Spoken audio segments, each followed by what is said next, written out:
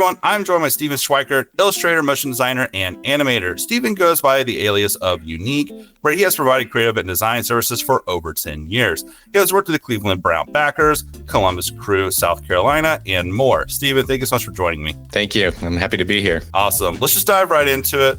Talk to me. Where did it all begin? What got you into doing design? So I actually have a degree in film, and that's weirdly kind of how it started. I took a high school class once called multimedia, and that's kind of where I first initially started getting into graphic design and digital art and things like that. We basically just learned Illustrator and Photoshop, like super basic stuff, make a poster of different images and things like that. But unfortunately in high school, I didn't have the means to continue that on my own outside of school. So we didn't have a computer that could handle that type of work. We couldn't afford the programs or anything like that. So when I went off to college, I thought I wanted to be a filmmaker, editor, something like that. And I did at the time. But then once I was in school, I realized, oh, this isn't really for me. I don't think I like being on set that much.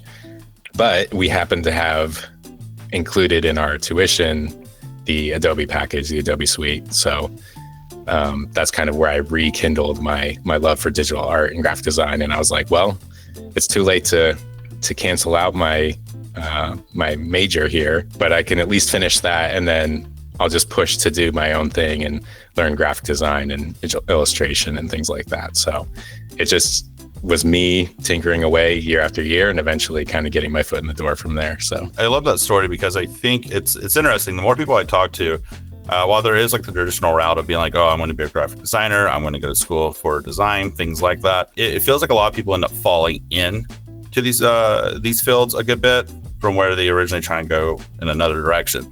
I've talked to individuals who are like, hey, I was going to be an engineer, and they have fallen into design essentially because they're like, this is really cool. I want to do this. I want to get into it. Ultimately, you're getting involved in motion design, things like that. What was kind of the inspiration for getting involved in that area?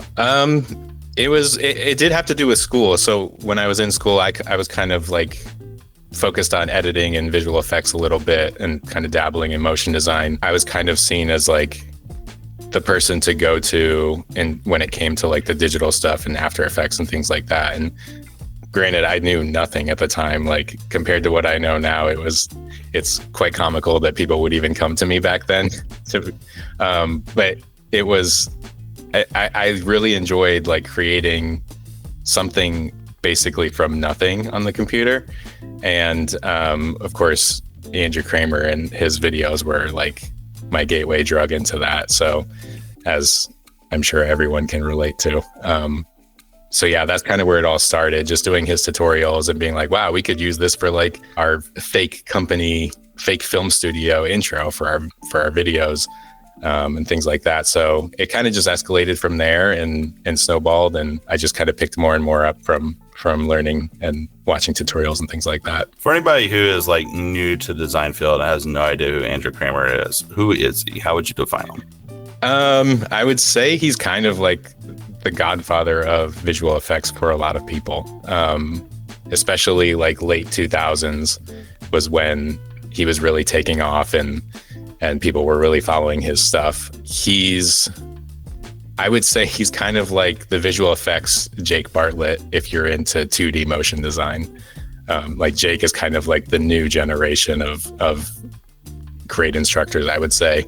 Andrew kind of started that with like visual effects, and he doesn't do too much 2D motion design or anything like that, but the information he does provide, it still holds up, even though the software is pretty outdated that he used at the time. I see in the background you have a Triforce. I gotta ask, how much does the video games kind of play into kind of like your inspiration when you're doing something? It's a huge part of my inspiration, honestly. It's something that I can like use to escape, and especially more and more these days where reality is more and more of a drain. Having that escape from reality really helps, and taking inspiration from like not just the actual game itself, but like the music and like the scenery and things like that. It's been a huge thing for me in terms of the visuals that I create, and I like to pull a lot of inspiration from from video games a lot. And that was kind of like that's where I kind of got started with my like personal projects and things like that, doing a lot of fan art and like recreating things that I love, movies, games, shows, whatever it was. I think it can be really daunting to like take on a personal project and be like, okay, what am I going to create today?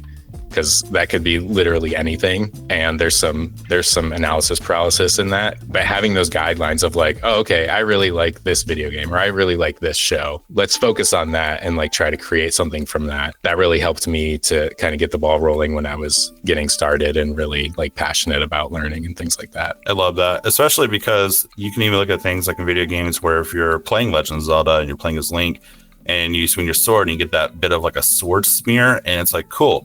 That's really cool. I want to figure out how to take that into like After Effects, use Echo Effect or something like that, and really kind of bring it together. What game would you say is like the most pivotal for you when it came to like this is it? This is the inspiration for design. Oh man. I don't know if I have a single one. I usually go back to my favorite, which is Ocarina of Time. I don't know if that's like the biggest inspiration for me. In terms of recent time, I would say Tunic is probably a huge one for me. I didn't play it till I think last summer, and I don't know what it did to me, but it has like changed my life. And like I listen to the soundtrack all the time. I'm really into like isometric art and design, and so that the game itself being isometric focused has been an inspiration there. So that would probably be my most recent inspiration is Tunic. I really enjoyed playing Tunic. It's a little embarrassing to admit, but it was a little too hard for me. Some of the bosses are hard. Like, it's a hard game. Yeah. It's a visually very beautiful game. Like, it's visually very well done. Camera angles and everything. I even loved how in the game, the manual was essentially like an old school game flip book. Yeah, that was really cool. I actually had, at one point, there was a puzzle that I was like kind of stuck on. It was one of like the more end game puzzles. I actually had asked my wife to come in and like help me like writing down, taking notes while I was like watching the manual and things like that to try and help me solve this puzzle. And I had to like explain to her like what was even going on, because she was being brought in like towards the end of the game and she had no idea what was going on. So I had to like inform her what this was. I was like, this is why I need your help. Help me. I love that, because it does feel like at times it is a two-player game in that sense. Like, it feels like you need someone there to kind of like work through it with you, because that game doesn't really hold your hand that much in obvious ways. Right. Definitely probably does under the system and everything like that, but very obvious ways. It's like, hey, this is your scrapbook, figure it out, good luck. Yeah, you have to collect the guide as you go, which is hilarious. Yeah. And I'm like, when am I going to get this dang page? Yeah, right. And then you find out it's like way early into the game, actually. You just skipped over by accident because you didn't go a route you didn't know was there. Yeah. It is awesome. So let's pivot a little bit and let's talk about kind of like the power of community. You're a part of Motion Collabs, which is, I would consider to be a pretty good hub where motion designers and general designers get together to work together on larger projects. Just from doing that over the years, how have you felt like community was just such, do you feel like it's a giant, important aspect when it comes to design, or do you feel like it's kind of like good for networking? What is your take on that? Yeah, I would say for me personally, it was everything. I was not really involved in online community. Well, I should rephrase that.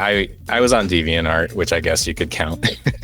That was where I like started back in college and was posting, and I was kind of involved there, but I never really like truly connected with people. I knew there were some active users that were recognizable to me, like people that visited my page a lot or whatever, and we kind of commented back and forth a little here and there, but it wasn't like I wasn't like learning who they were necessarily, but it was good for what it was at the time. And then it wasn't till years later that I got on Discord, or I think in 2018, and that was where everything changed for me. I know Discord as a platform is not for everyone. It's kind of a specific type of environment. And I totally understand that that's not for everyone else, but for me, it was game changing because I was in a bit of a dark place, I guess, right before joining Discord, just kind of like not really sure where I was going in terms of like my career, but also like personal projects and things like that.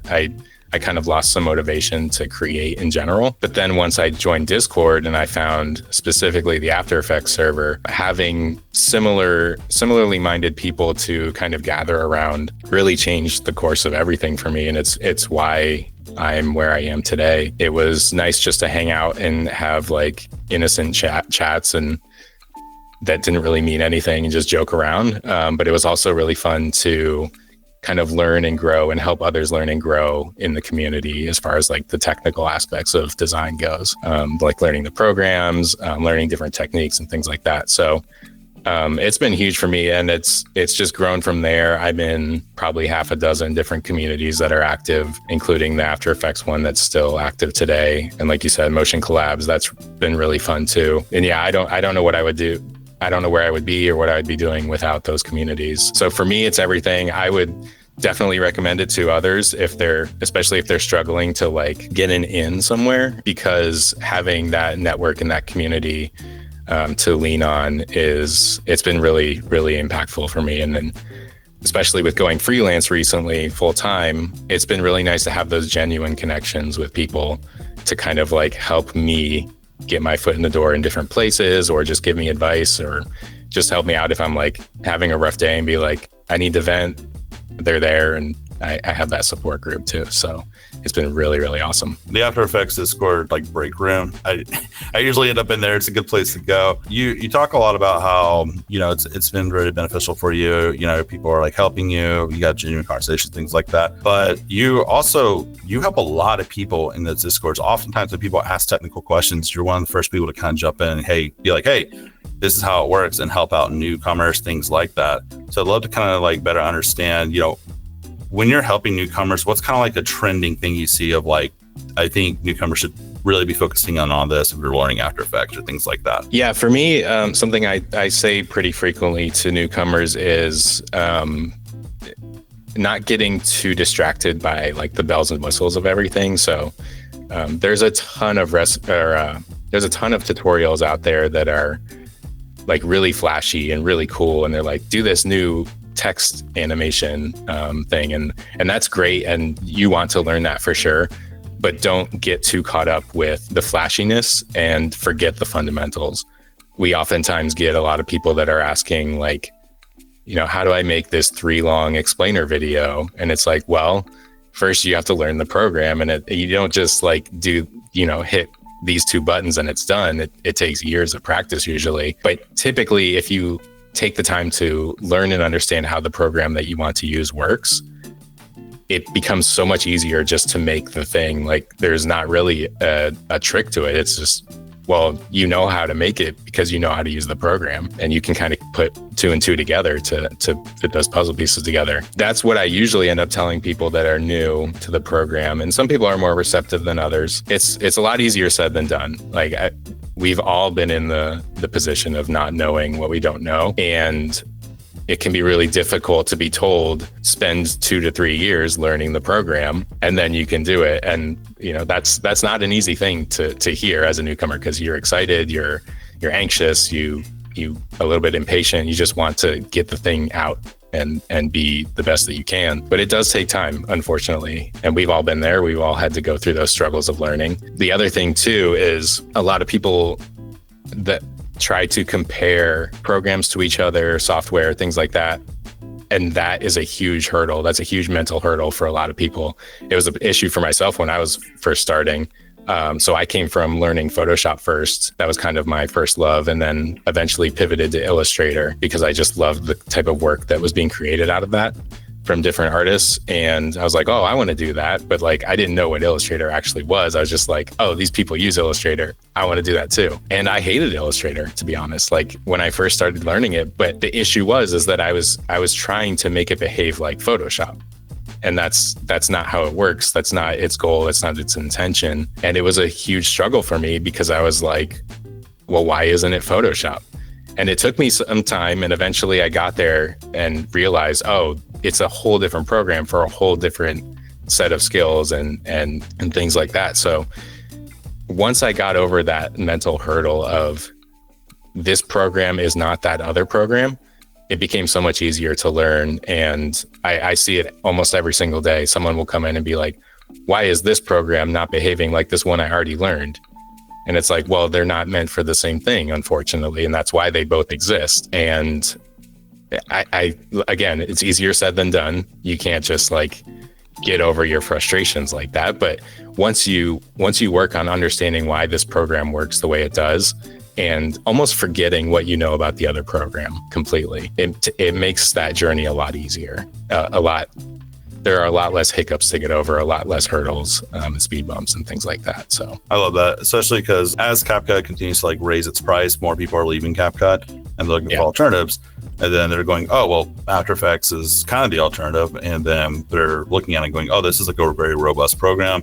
This is not CapCut, but I know CapCut. Why can't I do that in After Effects? And it's like, well, like you said, it's a completely different program. It's set up in different ways for different purposes. And to be frank, it's like not originally really made for motion graphics. People just kind of turned it into that. And so now you have to learn the past work on top of that. And that does take time.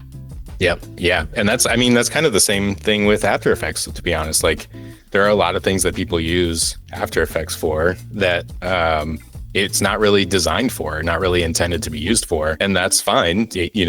I love when people push software to its limits and things like that and have these really creative ideas. But there's one thing to use it for that, and there's one thing to expect it to be used for that way. And that's that expectation that leads to a lot of frustration. If you know the limitations and you still want to push for it, like by all means do it, but don't come in with the expectations and then be like, well, why doesn't it work for my specific niche when it was never designed that way in the first place? And we can even relate that over to people who go from Blender to Cinema 4D or vice versa. That's a huge one where I really do feel like you have to unlearn a lot of things. Of course, things like timelines carry over, that kind of understanding around that. But even just like the minor tools within those timelines of like Blender has like an auto bounce, and where it's located in that option is located is completely different than Cinema 4D. And so there's a chance you might not ever even know it exists. So you can't tackle it from the idea of coming from Cinema 4D. You have to tackle it from, bare principles from Cinema 4D, but the rest of it's completely new software. Yeah, exactly. So when new designers are tackling software, we already talked about kind of like, what's the thing you have to learn, which is, you really need to take time to learn the software.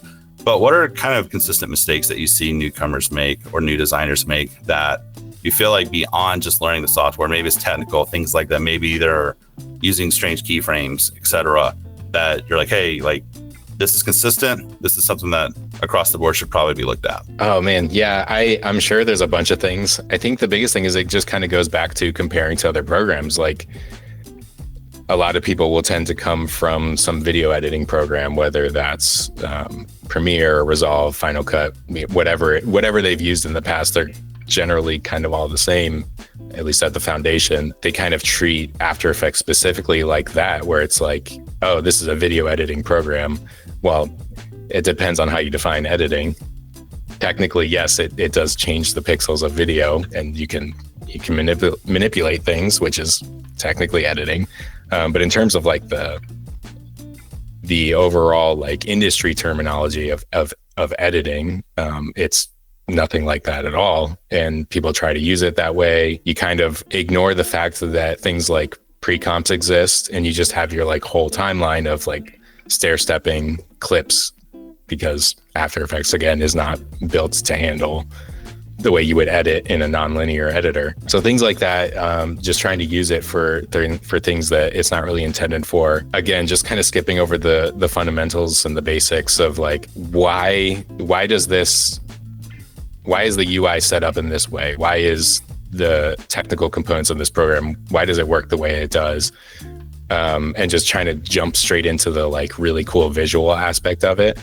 I think those are the two biggest things, the biggest issues that people run into that I see. And like I said, there's probably a lot more. I mean, I see a lot of people every day, a lot of newcomers especially too. So I'm sure there's others, but those are probably the two biggest ones for me. One of the things I find so interesting is when people are learning tools like After Effects. Someone who started out just doing like graphic design or illustration, learning After Effects seems to be a completely different journey than someone who's coming from like film or video editing. And I would love to know your perspective on that. Coming from film, what were challenges that you faced when you're learning these kind of tools and switching over? Yeah, so I kind of I kind of like to think that I came from both in a way, because like I said, I did come from that film background, and I did do a little bit of like visual effects and some motion graphics during that film journey. But once I graduated, I kind of dropped video completely. Like motion graphics weren't even a part of like my offering or skill set or whatever. Like I fully pivoted into graphic design and digital art and illustration. It wasn't for about probably like 4 or 5 years until I started taking it a bit more seriously. And that was more coincidental because I was like dabbling in motion graphics a little bit here and there throughout, just because it interested me. And I had that like baseline education of After Effects. But it wasn't really until I was offered a job as kind of a dual graphic designer, motion designer position at a company is when I like really took it seriously. And I was like, oh, I could just do this. So I kind of did come from it from both the graphic design and the film aspect. And it really helped me to have that general knowledge of the other Adobe programs, like working with Illustrator and then also Photoshop, and then bringing those into After Effects. That helped a lot. And that kind of pivots a little bit into the last question you asked about some pitfalls that newcomers run into. While it is possible to use After Effects by itself and never, touch any other program, it just makes your job so much easier just to be able to open up Illustrator real quick and just like, let me just draw this thing real quick. Like, it doesn't have to be anything super complex. You don't even necessarily have to learn the program in and out, although it will help. But I see a lot of people kind of get trapped in that. I only have After Effects, or I only know After Effects, but I have other programs. I just don't want to open the other ones. And now I'm kind of struggling to like get it to work the way I want to, because it's not really designed for like graphic design and things like that. You can't really quickly make complex shapes and graphics and things like that with After Effects alone, at least not without a lot of time and dedication and maybe some frustration. Yeah. But it's, so having that like well-rounded knowledge, and I know this is kind of a thing within the motion graphics industry. Like it's the running joke that motion designers are expected to know everything under the sun, every program and every concept and every technique and things like that. And there's definitely truth to that, and it's unfortunate to a degree, but there's no denying that it helps, like being able to pivot into other areas and just use the tools at your disposal to make the thing that you need to create. I love the way that you describe that, because in that sense, After Effects is essentially the bridge to really just fulfilling what you're trying to do at the end of the day, creative wise. And so you're right. Like if I want to create vector illustrations with After Effects, which doesn't really like, from what I remember, shape layers in After Effects doesn't even consider it vector. It essentially just tries to rasterize it constantly anyway. But it's like, cool, you can do that, or you can just get Overlord, do an Illustrator, send it straight over to After Effects, and you can really speed up your production process a lot by doing just that kind of simple workflow. It's interesting to dive into. What are kind of like some of the go-to plugins that you feel like are just super necessary for that workflow? Yeah, I mean, like you said, Overlord is great. I was kind of a proponent of it for years, even before I even paid for it. Like, I never used it, but I knew of it just because of my work and hanging out in the industry and things like that. So I never had a need for it, because I kind of grew up with that like almost old school mentality of like, oh, set up your files this way and just import them. And that worked for me. And I was very quick at it. I didn't have a need to supplement my workflow with Overlord at the time, as great as it was. And I was like, get this if you want it and if you need it. It just wasn't for me personally at the time. The only reason I did end up getting it was because I had a client job that came through that was a Lottie-based job. So it had to be shape layers, and then there was a bunch of gradients involved with it. And so I was like, well, I'm kind of forced to do this, because there's no way I'm going to recreate all these gradients manually in After Effects with shape layers. So I was like, well, I guess it's time for me to finally get this. So I did, and it's been great. My biggest thing is, as great as third-party tools are, whether it's plugins or extensions or scripts or whatever. I warn people, especially newcomers, the pitfalls of relying on them as a crutch, because that's a real thing. And depending on your, career trajectory and things like that, you might end up in a situation where you can't install this script that you've been using for, the past 5 years on a daily basis. You might be in a situation where you have to do things like the old school way or, the manual way. And it's going to be a lot more frustrating if you don't know how to do that without the third-party tool you paid for. As great as they are, and I use some myself, I just try to warn newcomers, like, don't become over-reliant on them. Use them when it's necessary, but don't let it become the new program. Like, if you can't use the program without the third-party tools, then you can't really use it with them, maybe necessarily.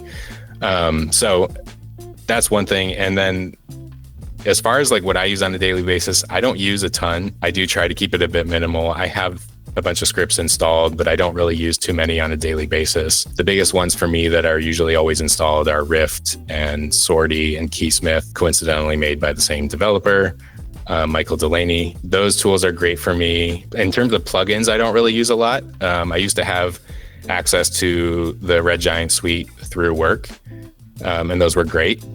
And I used Particular as much as I possibly could on any project, just because I had it. And I was like, well, might as well get our money's worth for it. But I haven't really missed it necessarily since leaving that job. It'd be great to have, but the type of work that I do, it doesn't really call for it on a daily basis. So yeah, I use a lot more scripts than I do plugins. I have the Motion extension. I think it's on Motion 4 now. I've had it since Motion 2. And that was one of those things that was like really cool as someone who was like brand new to the industry.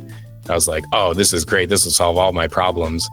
And then over the next 10 years or whatever, I just ended up using the same 2 buttons inside of it and like never touched 80% of the tool as it evolved. So I was like, well, maybe I don't actually need this. So yeah, it really depends on your workflow. I see that question a lot from newcomers actually, like, oh, what's the thing to get? What are the best tools to have? And it's really dependent on how you work and how you like to work. And, where is the gap in your workflow that you're trying to fill?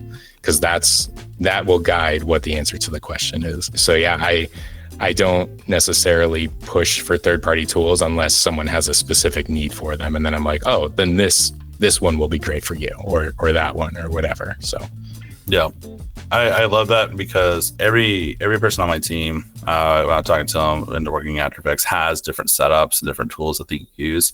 It's always interesting to see, like, for instance, some person's like really big into motion. They're like, I have to have Motion 3 or Motion 4. Another person's like, I have to have Flow.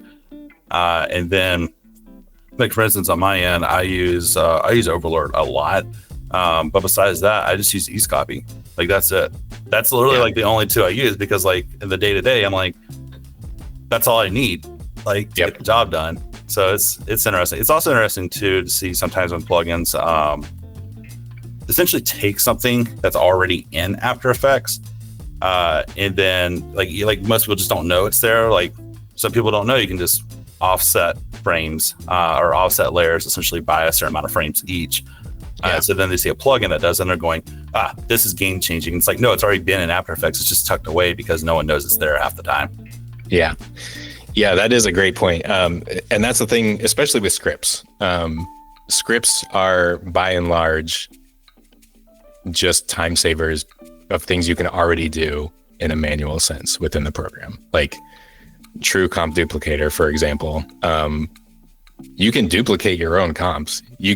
No one's stopping you from doing that. It's just if you have dozens of them that you need to quickly swap out and replace, and there's a bunch of nested pre-comps and things like that, that's where it gets time consuming. So having that script to supplement that, like, you can do it in, 1 click in 5 seconds after setting up your naming structure, or you can spend 30 minutes, duplicating it manually and swapping out your assets and things like that, which, if you have the time, go for it. But like, you could also just use the script. So yeah, that's a great point. Like, it's very uncommon for scripts to do something that's not native to the program already. It's just a matter of how much time you want to save doing that. And like you said, are you doing it on a daily basis, or is it just this one time that you can get away with wasting 20 minutes? Exactly. So yeah, that's a great point. I also think you touched on a really good point as well, because we can even, like, just in general about, relying on these third-party tools, things like that. Individuals who rely on like templates, and I see it all the time where someone's like, oh, I can just do a template and it makes the process way faster for me. And then what happens is the client comes back and goes, we want to change this one thing. And then they realize the template isn't really structured to allow them to make that change. And now they're in hot water because they're like, the client is pretty much demanding this, but I can't really do it. So I have to kind of hack it away. And then it's probably not going to look good, to be honest. Yeah. Yeah. That's definitely a real thing. And it's a little funny because like what I'm about to say kind of contradicts, because I do make templates and presets, which, so it kind of contradicts like the fact that that's kind of like my job. But I agree. You shouldn't rely too much on templates and presets and things like that. I think they're great when they fit your very specific need. Going back to the whole scripts thing, it's just a time saver, but that only works if it applies specifically to your workflow and your exact creative needs. But that's why I when it comes to templates, I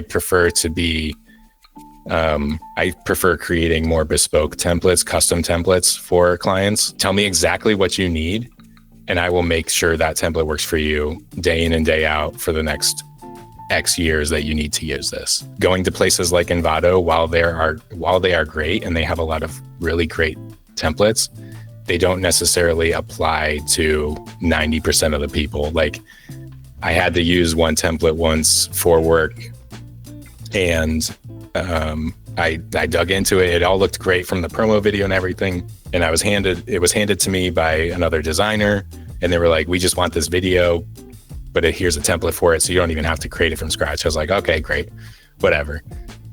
And I get into it, and it, like you said, it's not built the way that I need it to be built, and I need to like swap things out in a certain way. And I essentially just ended up making it from scratch while referencing that template. So it was I don't want to say it was a waste of time, because like it was really nice to have that inspiration and like that guide to kind of recreate almost. But I ended up starting from scratch anyway. So it was like, it didn't really serve the purpose that it was made for. And it was fine at the end of the day, but there's something to be said about like custom design and custom graphics and things like that. Like, you don't just want to use the same template over and over that, 5,000 other people have downloaded and are using. It's just a different color. Yeah, I think it's very similar to third-party tools. There are pitfalls with templates and presets and things like that, and I'm fully aware that I make them, and I'm just catering or supplementing those pitfalls. But I think we got to clarify, because like I'm not trying to come in and dunk on you. It sounds like you're making it for like, correct me if I'm wrong, but you're making it for like companies that are looking for ongoing templates to use within their production, correct? When it comes to templates, yeah, I'm more in the custom bespoke templates that like they tell me exactly what they need and I'll make it work for them. I'm not creating stuff for like Envato or anything like that. All right, see, that's like completely different. That's cool. I love getting a client that's like, hey, we have brand guides, and the brand guides is a template. Drop in the text, drop in the image, call it a day. It'll do the work for you. That's great. I was mainly just kind of talking about templates where, like you mentioned with Envato, not to call Envato specifically, but you'll see like waves, and there'll be like 3D text coming out of the waves. And then the client will be like, yeah, but we don't like the waves that like dynamic. And then you're like, there's no wave control. So yeah, exactly. Yeah, that's it. It gets a little hairy sometimes, and I don't want it to sound super negative. Of course, like those platforms are great for what they are, and it is a low barrier for a lot of people. Like, you don't have to necessarily learn the entire program. You could just get this template and it'll work for for YouTubers, for example, like small YouTubers that don't have a team of editors or designers or whatever. That's really great for them, because they don't have to spend years learning how to become a designer, and they can still create high quality, high production value videos to post on YouTube. So there's definitely a market for it. But when it comes to being an actual like motion designer, they're almost a bigger pain than they are helpful, because you get in there and you're like, no, I need more control. I need full control over this project. And that's where it gets a little messy for sure. Yeah. Yeah, it is. And sometimes you might get a template that requires an add-on that you're not familiar with, like Element 3D, and then you don't know how Element 3D works. So even if it is possible to change those crazy waves, it's like you don't know how to do it. Yeah, exactly. That's a great point. Awesome. I'll go ahead and do a send-off here. But before I do that, Steven, any tips, any advice, any last things for anybody who's looking to get started in design, whether it be learning tools, whether it just be expressing their creativity, anything like that? My biggest advice, I think, would be just to have patience. Patience with not only others, but also yourself. These things take time. And there's no secret to doing it faster. You'll make mistakes, you'll mess things up. You'll lose files, like you'll forget to save, and your power will shut down or trip or something. And you've lost, 6 hours worth of a project. Like that's going to happen. And it's going to be frustrating along the way. But if you just have that patience with yourself and know that the more you push yourself and the more effort you put in and the more time you spend, the quicker you'll get there. You're not going to open After Effects after 2 weeks and be like making these crazy 3-minute animations, or anything like that. But that's okay. Like you'll get there eventually if you just focus and keep putting in the time and working at it and not giving up. Awesome. Well, there you go. There is words of gold from Steven Schweickert. Again, fantastic illustrator, motion designer, and animator. Make sure to check him out on his website at uniquedesign.net, on Instagram at uniqueschweickert. Oh, unique Schweik. You threw me off there, man. Yeah. Make sure to check him out on Instagram at uniqueschweik12 and on LinkedIn at Steven-Schweickert. Steven, thank you so much for taking time to join me and really just, providing all this great information for anyone who has either been in the industry for a while or is just looking to start out. Yeah, thank you. This was a lot of fun. Thank you for having me.